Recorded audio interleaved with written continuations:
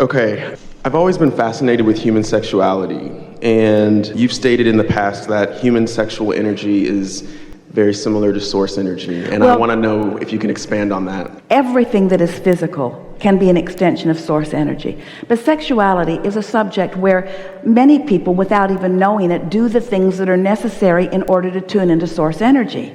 In other words, you get single-minded about your subject. You sort of set everything else aside. You're not worrying about a whole lot of other things. You focus better, usually, not always. You focus better. And then it is more empowered when there are two of you focused. And so, as you have the experience of focusing with a singular intent, you tune in to something that allows you connection. It's such an interesting thing that through that engaging in sexuality, there is that orgasmic experience, which is the true alignment or attunement experience. And it is also interesting that it is also the perpetuation of your species, which speaks to the true creativity of the physicalness. And so Jerry, for many years, he was teaching a course called Turning Thoughts to Things. And he was using as his textbook a book by Napoleon Hill called Think and Grow Rich. And there was a chapter in this book called Sexual Transmutation. And Jerry always skipped that chapter because it was embarrassing to him to have this conversation with an audience. He wasn't sure that he could make them understand it the way he meant to understand it. But that's what that conversation was about in that book. It's about when you have had an experience where you have allowed alignment and had a personal experience of what alignment feels like, then you can apply that to other things. And so it's the focus, it's the single-mindedness, it's the interest that really is what that is all about. Apply focus to anything without adding contradiction to it, and you're going to achieve that alignment, and you're going to have, in a relatively short period of time, an exhilarating experience that confirms that alignment that you have accomplished. So why do we humans make such a big stink about it when we all clearly are so fascinated with it? Why is it so? Well, we don't think that that's different from the way humans feel about most of their emotions. Most people are not utilizing emotion as any sort of guidance tool. Most people are observing and trying to get agreement with others. So many people are guarded about so many things. And we stated earlier today, this is really the answer to this important question that you've posed to us here. That when you are focused here in the physical experience, and you are needing a condition to be altered so that you can have a better feeling response to that condition, you're in trouble because you can't control the conditions. And so that's why your world gets all balled up in wars and walls and bombs and trying to control behavior, because so many people really believe they want to feel good. They innately want to feel good. And when they look at that and do feel good, and look at that and do feel good, and look at that and don't feel good, we understand why their knee-jerk reaction would be, we need to control that. We need to control that so that we can feel better. But in time, you have to acknowledge that impossible control just wads you all up and keeps you from your joy. And when you discover that you have the personal resources to come into the alignment with who you really are, with your own desire and with your joy, whether anybody else is doing anything about it or not, then you have discovered what unconditional love is, what the true meaning of unconditional alignment is, you see. So most people are extremely well-meaning. They all were when they first got here. Some get further and further from it as they really believe that they need to control things for their own sake and for the sake of others. But the more they push against, because when you say no to something, law of attraction thinks you said yes to it. When you say no to something, it's like saying yes to the thing you don't want. So there's a war against drugs, and a war against poverty, and a war against teenage pregnancy, and a war against terrorism, and a war against, and a war against, and a war against, and all of those things getting bigger. Because the more of you focus and the more of you push against, then the more of those things exist in your world, but not necessarily in your world. Just because something is rampant in your civilization doesn't mean that it has to be expressing itself in your experience. It all depends upon what you are giving your attention to, you see. So it's interesting in a step 5 conversation The true route to the peaceful world that you want is through the war that you are now so much living. Because as you see that, you desire a different world. And so you launch a peaceful world, you launch a cooperative world into your vortex. And all those that are being born come with that in mind. All of us who are non-physically focused hold that. And that's why there will never be a time, it is our absolute promise to you, when what you think are the negative influences of your world will dominate. That will never be true. Because the most that could happen is that some of you, maybe even a lot of you, can pinch yourself off and disallow yourselves from receiving the well-being that's all lined up for you. But you're croaking constantly. Isn't that a wonderful thing? You're reemerging into pure positive energy. You're coming into alignment. Those like you are finding it in another way, through meditation or through just wanting to feel good. And the new ones being born all know it, and the animals all know it. So the balance of your planet is really, really, really, really healthy. It's good to know. And poised for longevity, for eternalness, you say. But if you want to, you can join the crowd where you can focus on something that you can't control and get all wadded up about it and use it as your excuse to pinch yourself off from your own resources and then proclaim things are not going well and I am the living proof of it. And we say, you are not the living proof of things not going well. You are the living proof of someone who's using that as your excuse to pinch yourself off from the well-being that would be there otherwise. Gotcha. Yeah.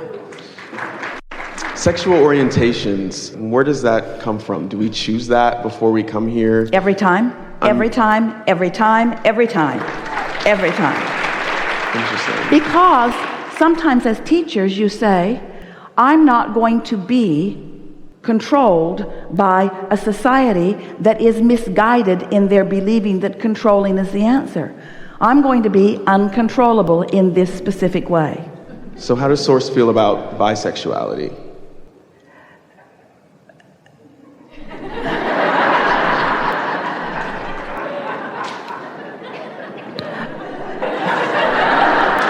We want to get to the basis of the question. Let's get to the basis of the premise, not the sexuality that you think. That's not the premise. The basis of this question, the important premise of this question is, do you think that you are a puppet on a string and that you're here just to figure out what Source wants you to do? That Source has got it all figured out, that Source is finished with creation, and now you're here being tested to see if you can get in. It's not like that at all. You're here exploring and evolving and discovering and deciding, and Source is supporting and flowing. So Source doesn't have a contrary opinion about what you're choosing. The contrary opinion that you feel when you choose it from Source is when you get contrary of your own desire. You're the one that's sifting and sorting and launching the rockets. You're the one that's causing the expanding. You're the leading edge out here, you see. But your mind doesn't want to go quite there, does it? Your mind wants to believe that there are rights and wrongs that you must follow, that there are things that you must do. And that's because so many have come before who needed to control your behavior. And so they said, if you really want to thrive and be part of our club, and in the early days, the economic and the religious clubs were almost the same club. If you want to be part of this club, then you must do these things, and you must not do these things. And so you said, I really want to be part of this thriving club. And so I will not do those things, and I will do these things. And then as you lived a little bit of life and you noticed, hey, wait a minute. I'm not doing those things, and I am doing these things, and I'm not so much thriving. And that person over there is doing the things that they're not supposed to do, and not doing the things that they're supposed to do, and look at them thriving. And then they said, oh, well, you can't tell by what's going on in this life. It's in the afterlife that you will discover whether you got it right or not. So now you are left, you're taking somebody else's word for it. You are completely setting aside your own guidance system with your own inner being there, guiding you, giving you impulses, helping you to find your way to the things that your life has called through you, you see. You're not puppets on a string. And so we really like it when you know. that the opinion that Source has for you is always about your thriving, always about your happiness, always about your self-discovery of your path of least resistance, and never, ever, ever, ever, ever will be. How you put God and hate or God and vengeance in the same sentence is really a sort of screwy thing, don't you think? You can't have it both ways. What is what man calls God? Well, what we are calling that source energy is the culmination of all that you have discovered that has been of benefit to you and to mankind. In other words, there is this vibrational reality, but it's not these petty things that you use to squabble and push against one another about. You are pure positive energy. You are liquid love. You've come to uplift. You've come to be empowered. You've come to take the energy that creates worlds and flow it through. And when you are in sync with all that you are, then you feel that and you know that. And when you push against anyone, you've disconnected yourself from your source. And that's why so many hateful people need to gather together in groups, because they don't have the resource of their own alignment. So they're looking at it from others, you see. They're wanting the opinion or the consensus of others to support them in their pushing against. And we're not wanting to push against those who are pushing against. In other words, everyone's having the experience, and all are contributing, all are adding to the whole. Because when you know what you don't want, you know what you do want. And the collective consciousness, this collective consciousness vortex, is a sight to behold. What you all have created is a magnificent world that it's time for you to cash your chips in on. It's time for you to line up with what you've put there. It's time for you to be the manifestors, the realizers, the actualizers, the livers of the magnificent life that you have created together. Don't try too hard to figure out why everybody else or mass consciousness is doing anything. Just take the platform of what you're observing and from it choose what you prefer. And as best as you can, give your undivided attention to your preferences and watch the empowerment that flows through you. And in time, you will find yourself really not interested in exploring those subjects that are so insignificant in nature. And what we mean by that is insignificant in that they're much more step one than they are step three. There's much more about what's wrong than there is about what's wanted.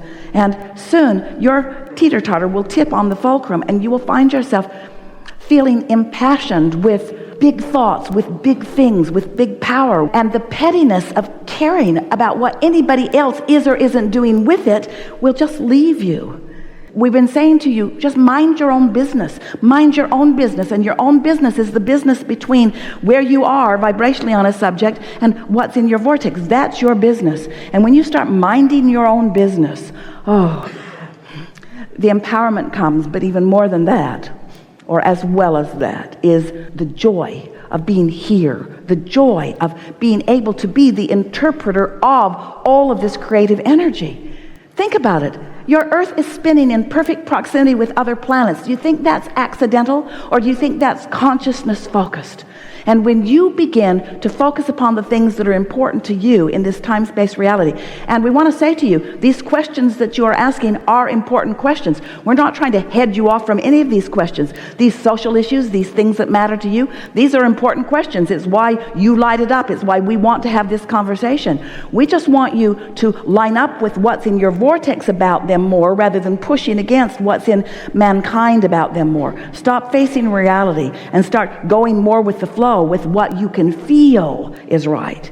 And that's why some people come with an orientation that is a different sexual orientation than others, and they cannot deny it. Isn't it nice that you came with something undeniable, something that you cannot deny, even though almost everybody would like to line you up and get you to deny it in some way? Not anymore.